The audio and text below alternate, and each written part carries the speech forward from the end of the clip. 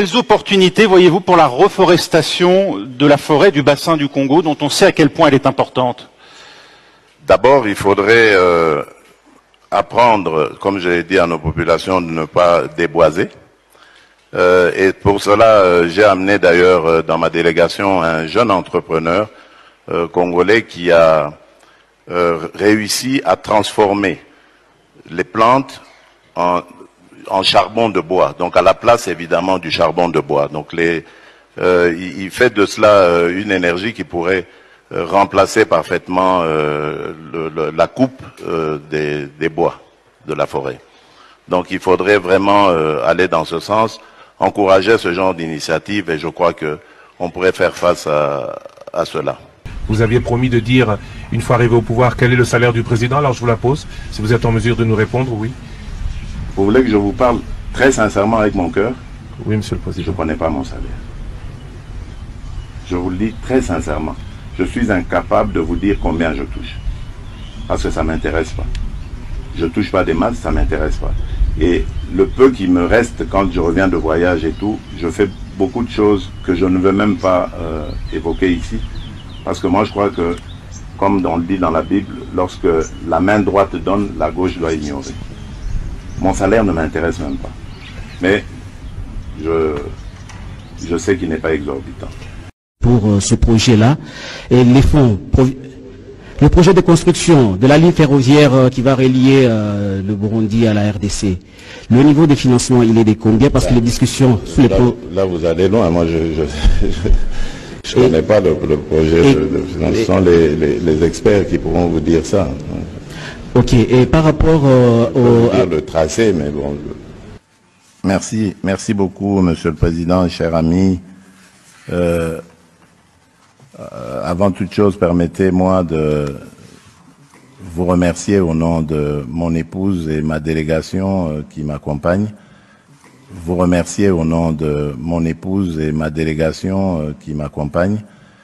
Que nous déplorons nous pousse à prendre des mesures fortes pour garantir la progression du virus.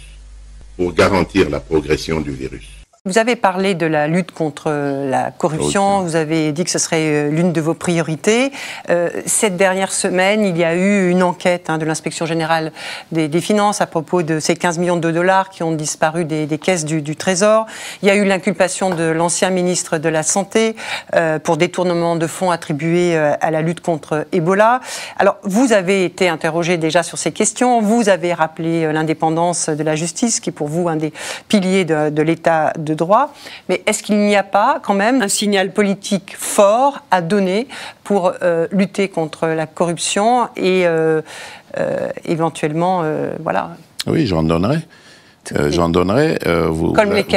Vous avez évoqué les mots que j'ai prononcés hier devant les chefs d'entreprise belges, mais j'ai aussi parlé de la création prochaine d'un office de lutte contre la corruption. J'ai beaucoup et longtemps réfléchi sur ce problème.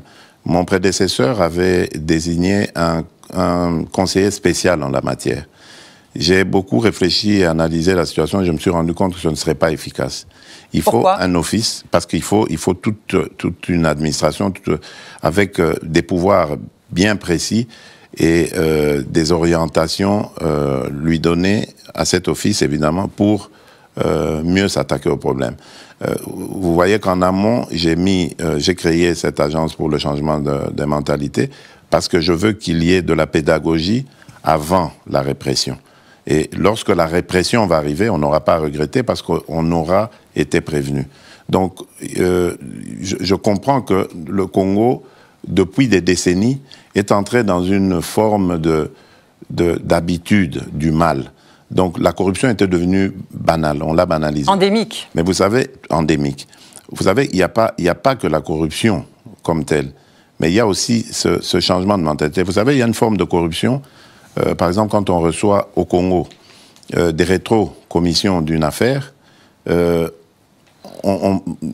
sous d'autres cieux, c'est illégal.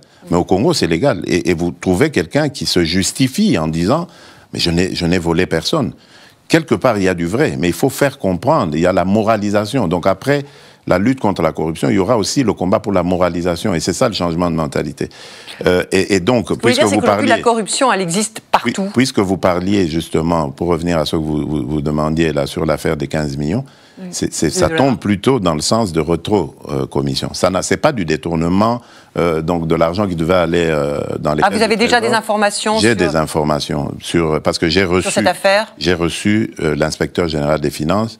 À partir du moment où j'étais au Japon quand cette affaire a éclaté, j'ai appris avec effroi qu'il avait été menacé. Donc ça m'a préoccupé. Parce que là, je monte directement au créneau. Je ne veux pas qu'on bafoue les droits et les libertés, les devoirs des gens dans leur travail, etc. Donc, il m'a rassuré, il a fait son travail comme il fallait, il n'a cité le nom de personne, ça j'insiste, il l'a dit, il me l'a redit, et puis il a transmis le dossier à la justice. Pour ma part, je l'ai rassuré de ma confiance et de ma protection. Il ne lui arrivera rien. Je lui ai demandé de faire son travail comme il se doit. Et à partir de ce moment, ce n'est plus mon affaire. La justice va s'en occuper, on connaîtra. Et donc, c'est une question de rétrocommission. C'est en fait une affaire de rétrocommission. Vous voyez, on paye une facture et puis vous dites, puisque je veux vous payer la facture, rendez-moi aussi autant.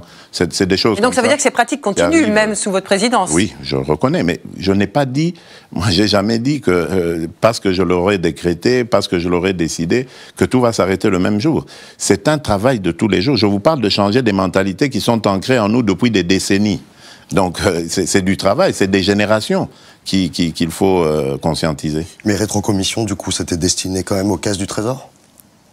C'est ça l'enquête. C'est sur ça que l'enquête va porter.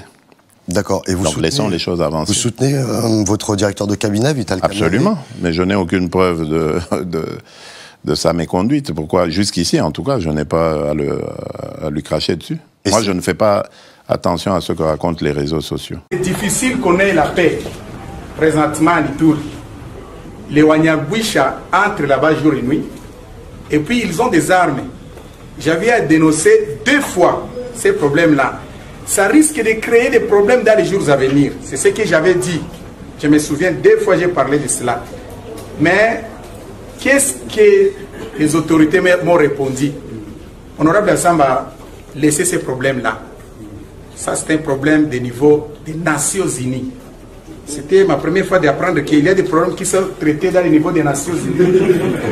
Le problème de l'Ituri qui est traité dans le niveau des Nations Unies, moi je ne savais pas, c'est-à-dire même les autorités de la province sont bloquées quelque part. Si les autres autorités de la province sont bloquées quelque part, à combien plus forte raison, nous les honorables députés, espérer à la paix présentement à l'Ituri, c'est quelque chose très très difficile. La grande responsabilité, c'est au président de la République. Le président de la République trompe beaucoup.